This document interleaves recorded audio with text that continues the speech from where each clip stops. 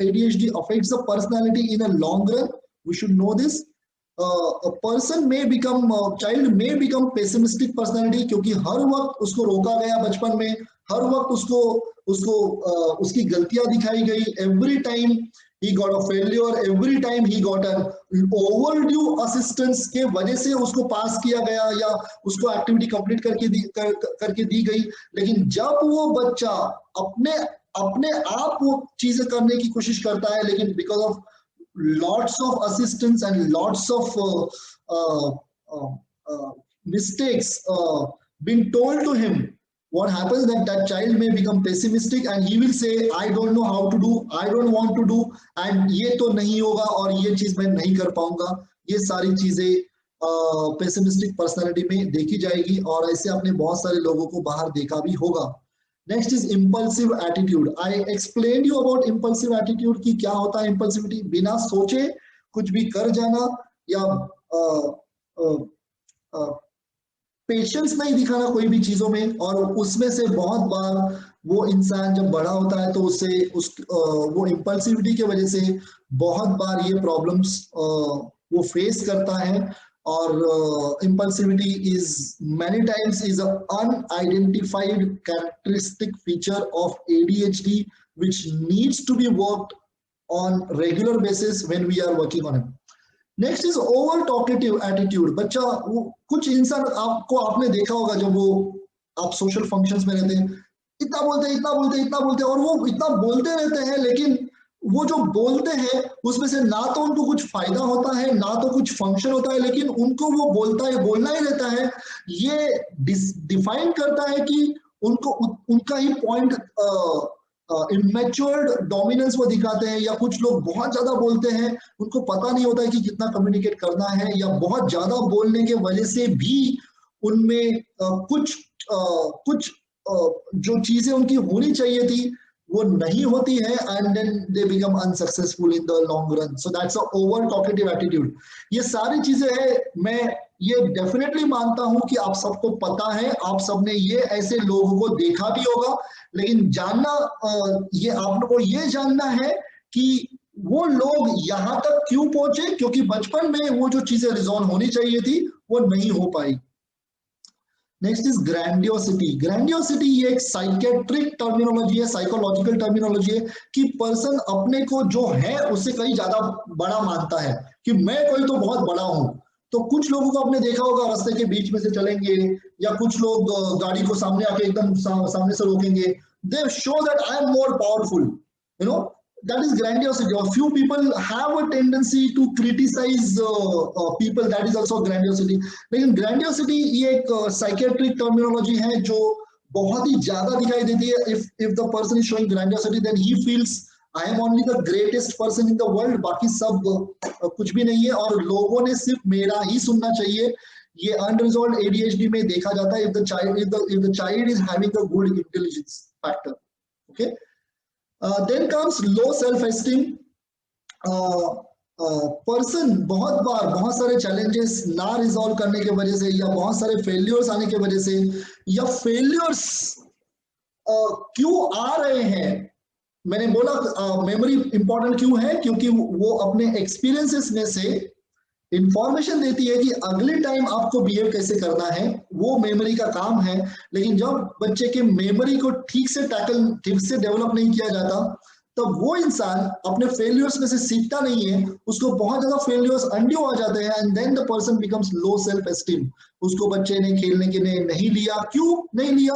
ये वो आके पेरेंट को बोलता है कि मुझे बच्चे खेलने के लिए मिलते हैं, मुझे टीचर ने नहीं दिया. लेकिन वो ये नहीं बोल पाता है कि मैं बातें कर रहा था इसलिए टीचर ने मुझे वो ग्रुप गेम में नहीं लिया.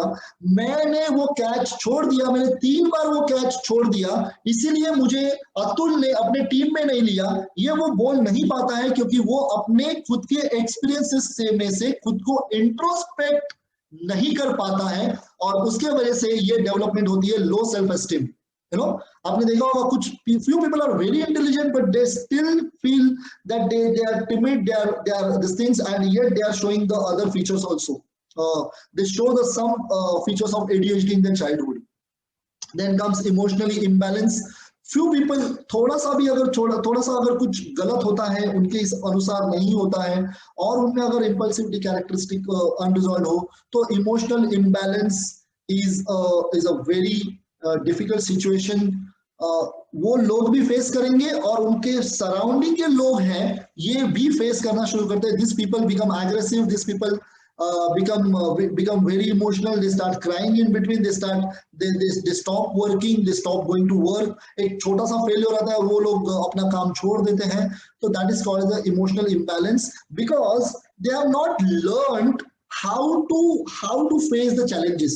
you know क्यों क्यों वो उन्होंने नहीं सीखा है? क्योंकि there were in whenever I was supposed to learn from my own experiences, at that time my parent was sitting beside me and he was doing my homework and he was helping me to do the things, and he was nicely feeding me at the age of 8 years also. And now at the 25 years the child has not developed the important higher functions in the early childhood, and now he doesn't know how to express his emotions and how to behave in the society and how to tackle its own challenges. क्योंकि उसको कभी किसी ने challenges दिए ही नहीं. Parent को ऐसे लगा था कि उसको में प्रॉब्लम है तो थोड़ा सा मैं उसको असिस्ट करता हूँ. But believe me parents, you people are not working on ADHD because of he's not writing, he's not attending in the classroom and all.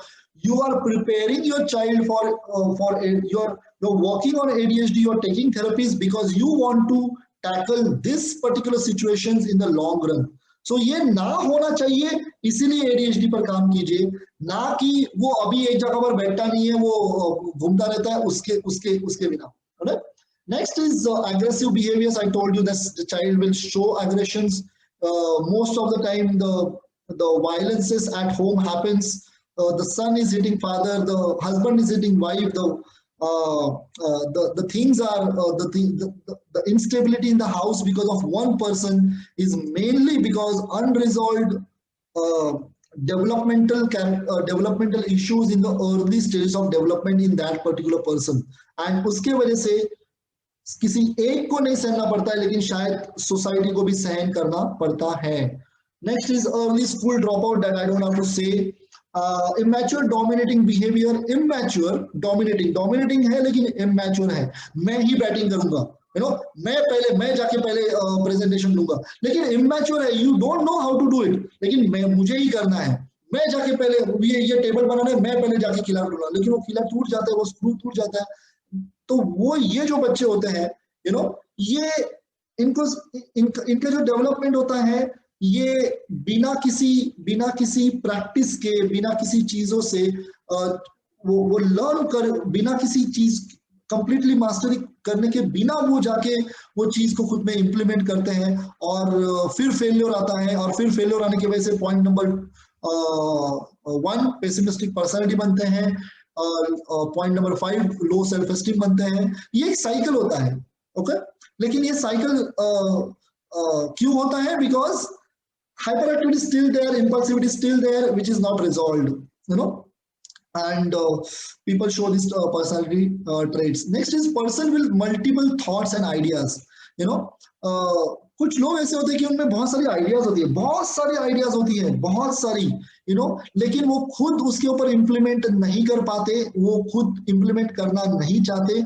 लेकिन in terms of unresolved ADHD, the child will say कि I will do this, I will do that. Parent also feel much better कि अरे मेरा बेटा ये चाहता है, लेकिन एक्चुअली जब हम उसको वो क्लास में डालते हैं, वो चीजों में डालते हैं, वो दूसरे दिन ही वो घर पे वापस आता है, बोलता है मैं नहीं करूंगा. This you must have seen in the children with 12 years, 14 years. ये बच्चे बहुत जल्दी give up कर देते हैं. It is because they have many thoughts, because their intelligence is creating many thoughts, but unfortunately their abilities are not developed with respect to their intelligence, and they falter in that particular activities, and then they become, again the cycle begins with a pessimistic personality.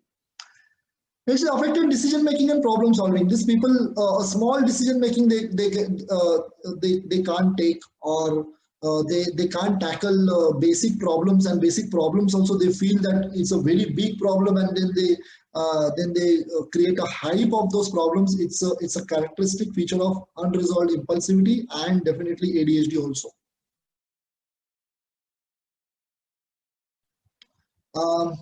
very important. This is not a child's problem. This is the society has put the things in the child's mind that comparing self with others.